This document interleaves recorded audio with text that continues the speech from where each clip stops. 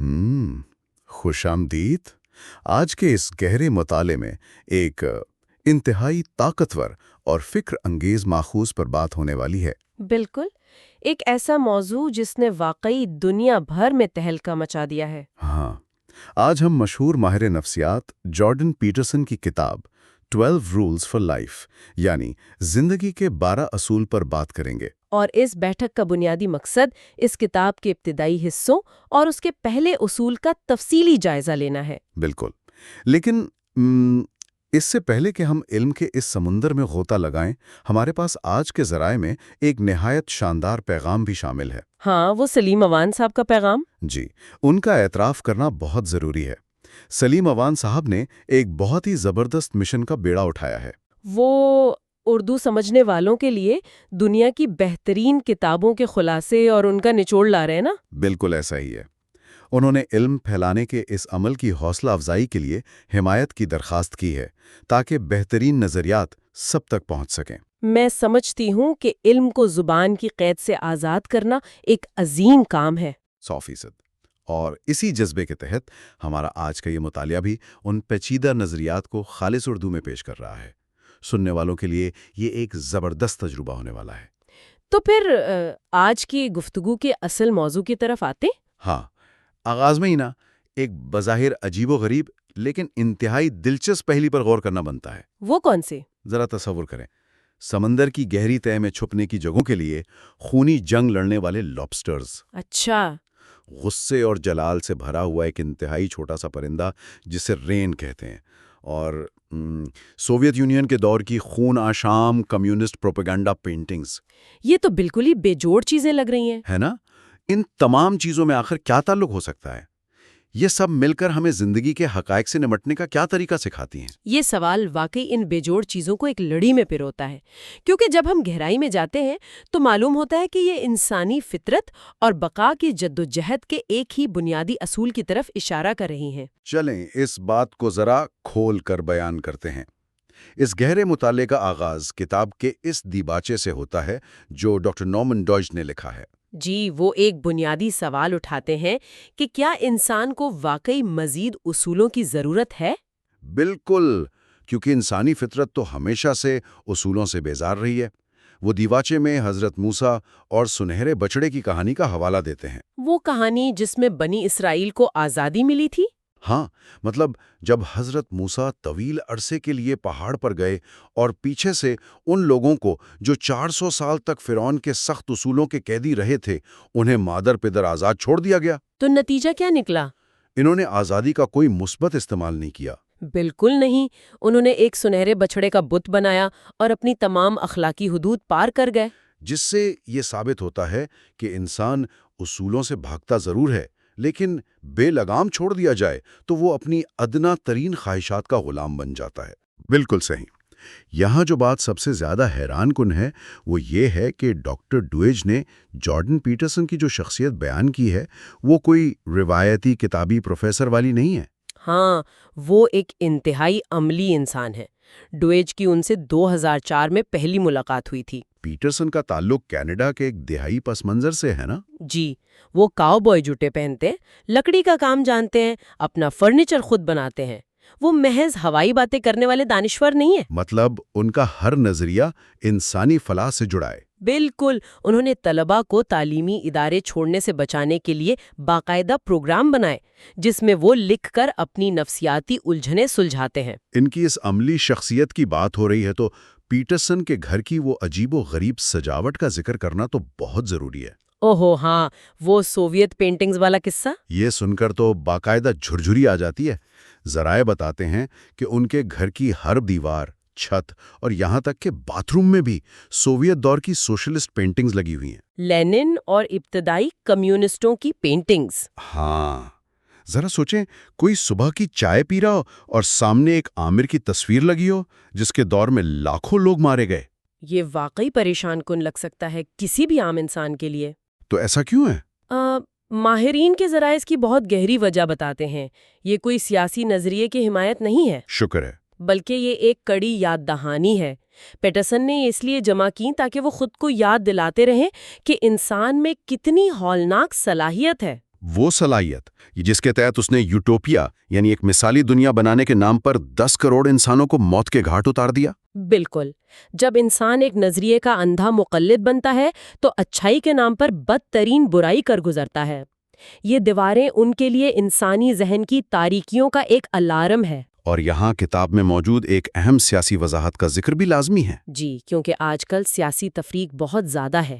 بالکل، اور بائیں بازو کے کچھ انتہا پسندوں نے پیٹرسن کو دائیں بازو کا متعصب بھی کہا ہے۔ اب یہاں یہ واضح کرنا بہت ضروری ہے کہ ہم اس بحث میں کسی کی سائیڈ نہیں لے رہے، صرف ماخذ میں جو حقائق ہیں انہیں رپورٹ کر رہے ہیں۔ بالکل، ہم غیر جانبدار رہ کر بات کر رہے ہیں، اور دیباچے کے مصنف ڈاکٹر ڈوئج اس دعوے کو سختی سے مسترد کرتے ہیں۔ ڈوئچ کا پس منظر کیا ہے اس حوالے سے؟ ان کے والد نے خود آشوٹس کی عقوبت خانے کے مظالم سہے تھے، اور ان کی دادی نے جوزف مینگیلے کو دھوکہ دے کر جان بچائی تھی۔ یعنی وہ ہولوکاسٹ کے متاثرین میں سے ہیں۔ ہاں، تو ڈوئچ کا کہنا ہے کہ جس خاندان نے انتہا پسندی کا اتنا خوفناک نشانہ سہا ہو، ان کا ریڈار متعصب لوگوں کو فوراً پہچان لیتا ہے، اور ان کے مطابق پیٹرسن میں ایسا کوئی تعصب نہیں ہے۔ بلکہ وہ رواداری کے سچے علمبردار ہیں۔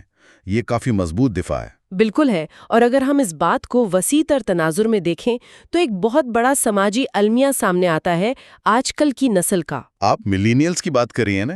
جی، انہیں تعلیمی اداروں میں ایک شدید نظریاتی بحران کا شکار کر دیا گیا ہے۔ بیک وقت دو متضاد باتیں سکھائی جاتی ہیں۔ اخلاقی اضافیت یعنی مورل ریلیٹیوزم۔ بالکل، یعنی کوئی چیز مکمل سچ یا مکمل جھوٹ نہیں ہے، بس برداشت کرو۔ لیکن ساتھ ہی انہیں نظریاتی شدت پسندی بھی دی جاتی ہے، جہاں وہ دوسروں پر کڑی تنقید کرتے ہیں۔ یہاں آ کر بات واقعی بہت دلچسپ ہو جاتی ہے، کیونکہ جب سکھایا جائے کہ کوئی حتمی سچائی نہیں ہے تو انسان کی زندگی میں ایک خوفناک خلا پیدا ہو جاتا ہے۔ اور انسانی نفسیات اس اندرونی افراتفری کو برداشت نہیں کر سکتی، اسے ٹھوس بنیاد چاہیے۔ تو اس کا حل کیا ہے؟ قدیم یونانیوں کے دور میں چلتے ہیں، سقراط اور ارسطو کے دور میں۔ جب انہوں نے دیکھا کہ ہر معاشرے کے اصول مختلف ہیں تو وہ مایوس نہیں ہوئے۔ انہوں نے فلسفہ ایجاد کر لیا۔ بالکل، ارسطو نے دریافت کیا کہ اصول مختلف ہو سکتے ہیں، لیکن اصول بنانے کی جبلت ہر جگہ ایک ہے۔ انسان فطری طور پر اصول بنانے والی مخلوق ہے۔ Rule generators. ہاں، ہم اخلاقی ڈھانچے کے بغیر زندہ رہ ہی نہیں سکتے۔ شاید یہی وجہ ہے کہ پیٹرسن نے جب کورا ویب سائٹ پر ایک سادہ سی لسٹ ڈالی کہ زندگی کی سب سے قیمتی چیزیں کیا ہیں، تو 1,20,000 لوگوں نے اسے دیکھا۔ انسان اندر سے رہنمائی کا پیاسا ہے، چاہے وہ بظاہر کتنے ہی آزادی کے نعرے لگائے۔ بالکل، اور کتاب کہتی ہے کہ زندگی کا مقصد محض خوشی کا حصول نہیں ہے۔ پیٹرسن نے روسی مصنف سولزینٹسن کا حوالہ دیا ہے اس بات پر۔ سولزینٹسن نے لیبر کیمپس کی ہولناکیاں بیان کی تھیں۔ خوشی کا نظریہ لیبر کیمپ کے ایک ہی ظالمانہ وار کے سامنے زمین بوس ہو جاتا ہے۔ یعنی جب بیماری یا موت آتی ہے تو خوشی کا نظریہ کام نہیں آتا، وہاں معنی چاہیے ہوتا ہے۔ ہاں، اور معنی کہاں ملتا ہے؟ نظم یعنی آرڈر اور افراتفری یعنی کیوس کی سرحد پر۔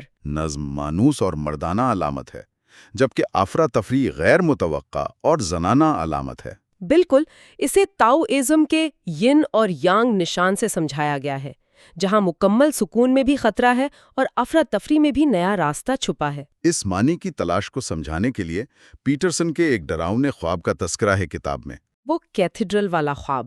جی، وہ دیکھتے ہیں کہ وہ ایک عظیم الشان کیتھیڈرل میں ہوا کے بیچوں بیچ ایک کراس کے عین مرکز میں لٹک رہے ہیں اور فرار کی کوئی راہ نہیں ہے۔ ہوا انہیں بار بار واپس اسی مرکز کی طرف کھینچ لیتی ہے۔ اس کی نفسیاتی تشریح یہ ہے کہ انسان کا وجود کائنات اور اس کی زندگی کی تکالیف کے بالکل مرکز میں ہے۔ ہم حالات یا ذمہ داریوں سے بھاگ نہیں سکتے۔ ہر فرد کو اپنی زندگی کا بوجھ خود اٹھانا ہوگا، اور یہی فلسفہ ہمیں کتاب کے پہلے اصول کی طرف لے جاتا ہے۔ سیدھے کھڑے ہونے والا اصول؟ جی، تو اس سب کا آخر مطلب کیا ہے؟ اصول نمبر 1 ہے اپنے کندھے پیچھے کر کے سیدھے کھڑے ہوں۔ یہ سن کر تو کسی اسکول ماسٹر کی ڈانٹ لگتی ہے، لیکن اس کے پیچھے کی حیاتیاتی حقیقت ہوش اڑا دینے والی ہے۔ جیسے وہ ننھے پرندے رین کی کہانی۔ ہاں، پیٹرسن اور ان کے والد نے اس کے لیے لکڑی کا گھر بنایا تھا۔ اور اس چھوٹے سے پرندے نے کیا کیا؟ اپنے علاقے کو بچانے کے لیے پڑوسی کے گھر کو، جو ایک پرانا جوتا تھا، لکڑیوں سے بھر کر بند کر دیا۔ صرف اس لیے کہ کوئی دوسرا پرندہ اس کا صاحب نہ آ سکے۔ اور اس سے بھی حیران کن بات تب ہوئی جب پیٹرسن نے اس پرندے کی آواز ایک کیسٹ ریکارڈر پر چلا دی۔ وہ پرندہ اتنا غصے میں آیا کہ اس نے ریکارڈر پر ہی حملہ کر دیا۔ ڈائیو بامبنگ شروع کر دی۔ بالکل، اسپیکر کے انچوں کے فاصلے پر آ کر حملے کرنے لگا۔ یہ صرف ایک پرندے کی ضد نہیں تھی، اسے اگر حیاتیاتی تاریخ سے جوڑیں تو 1921 میں مرغیوں پر ہونے والے تجربات میں پیکنگ آرڈر کا تصور سامنے آیا تھا۔ درجہ بندی والا تصور۔ جی، سب سے طاقتور کو پہلے کھانا ملتا ہے اور کمزور کو آخر میں بھوکا اور پسماندہ رہنا پڑتا ہے۔ یہ بقا کی جنگ ہے۔ اور بقا کی اس جنگ کو سمجھنے کے لیے کتاب ہمیں سیدھا سمندر کی تہہ میں لے جاتی ہے، لابسٹرز کے پاس، جن کا اعصابی نظام انسانوں سے بہت ملتا جلتا ہے۔ بالکل، وہ چھپنے کی جگہوں کے لیے مسلسل لڑتے ہیں، اور کتاب میں اس لڑائی کے 4 درجے بتائے گئے ہیں، تاکہ وہ ایک دوسرے کو جان سے مارے بغیر فیصلہ کر سکیں۔ جی۔ لیول 1 میں وہ ایک کیمیکل سپرے کرتے ہیں جس سے جسامت اور صحت کا اندازہ ہوتا ہے۔ کمزور لابسٹر وہیں سے بھاگ جاتا ہے۔ لیکن اگر برابر ہوں تو لیول 2 شروع ہوتا ہے، جو ایک نفسیاتی جنگ ہے۔ وہ ڈانس کرتے ہیں، پنجے کھولتے ہیں۔ پھر لیول 3 میں جسمانی لڑائی ہوتی ہے، ایک دوسرے کو پلٹنے کی کوشش۔ اور جو پلٹ جائے وہ ہار مان لیتا ہے۔ لیکن اگر ضد پر اڑے رہیں تو پھر آتا ہے خوفناک لیول 4، جہاں زندگیاں داؤ پر لگتی ہیں اور اعضاء کاٹ دیے جاتے ہیں۔ اس سے ایک بہت اہم سوال پیدا ہوتا ہے، جیتنے اور ہارنے والے میں آخر فرق کیا آتا ہے؟ کیمسٹری کا فرق۔ بالکل، جیتنے والے کے دماغ میں سیروٹونن کی مقدار بڑھ جاتی ہے اور آکٹوپامین کم ہو جاتا ہے۔ اور اس کا اثر کیا ہوتا ہے؟ وہ کلنٹ ایسٹ ووڈ کی طرح تن کر چلنے لگتا ہے، لمبا، چوڑا اور پراعتماد۔ اور ہارنے والا؟ وہ سکڑ جاتا ہے، سیروٹونن گر جاتا ہے۔ اور یہاں ارتقاء کا وہ ربط آتا ہے جو حیران کن ہے۔ جب انسانوں کو دی جانے والی ڈپریشن کی دوا پروزیک ان ہارے ہوئے لابسٹرز کو دی گئی تو وہ ہارے ہوئے لابسٹرز بھی دوبارہ چوکنے ہو گئے اور تن کر کھڑے ہو گئے۔ ایک کیمیکل جو انسانوں کی مایوسی دور کرتا ہے، وہی پانی کے نیچے لابسٹرز پر بھی کام کر رہا ہے۔ اس سے غیر مساوی تقسیم کا اصول سامنے آتا ہے۔ وسائل برابر تقسیم نہیں ہوتے۔ جو ایک بار جیتتا ہے اس کے اعصاب میں جیتنے کی کیمسٹری بنتی ہے اور وہ بار بار جیتتا ہے۔ جیسے دنیا کی 1% آبادی کے پاس نچلے 50% کے برابر دولت ہے۔ اور چند مصنفین کی کتابیں ہی سب سے زیادہ بکتی ہیں۔ جسے جیتنے کی عادت پڑ جائے، قدرت اسی کو نوازتی ہے۔ تو اگر ہم اس کو سمیٹیں تو کندھے پیچھے کر کے سیدھے کھڑے ہونے کا مطلب صرف جسمانی ورزش نہیں ہے، یہ کائنات کے سچے نظام کو کھلے دل سے تسلیم کرنا ہے، اپنی زندگی کی ذمہ داری قبول کرنا اور خود کو ایک مضبوط انسان کے طور پر پیش کرنا ہے۔ بالکل، جس طرح انسان دنیا کا سامنا کرتا ہے، دنیا ویسے ہی جواب دیتی ہے۔ سکڑے ہوئے لابسٹر کی طرح چلیں گے تو دنیا وسائل چھین لے گی۔ یہ خلاصہ بالکل درست ہے۔ سیدھا کھڑا ہونا بوجھ کو رضاکارانہ طور پر اٹھانے کا نام ہے۔ اور جاتے جاتے ایک بار پھر سلیم امان صاحب کے پیغام کو یاد کرتے ہیں، علم ہر زبان تک پہنچنا چاہیے۔ جی، کیونکہ انسان اصول بنانے والی مخلوق ہے۔ ہم نظریات ایک دوسرے تک پہنچاتے ہیں تاکہ افراتفری سے بچ سکیں۔ بالکل اسی طرح جیسے ہم اس مطالعے میں کر رہے ہیں۔ اور پروگرام کے اختتام پر سننے والوں کے لیے ایک گہرا سوال۔ وہ کیا؟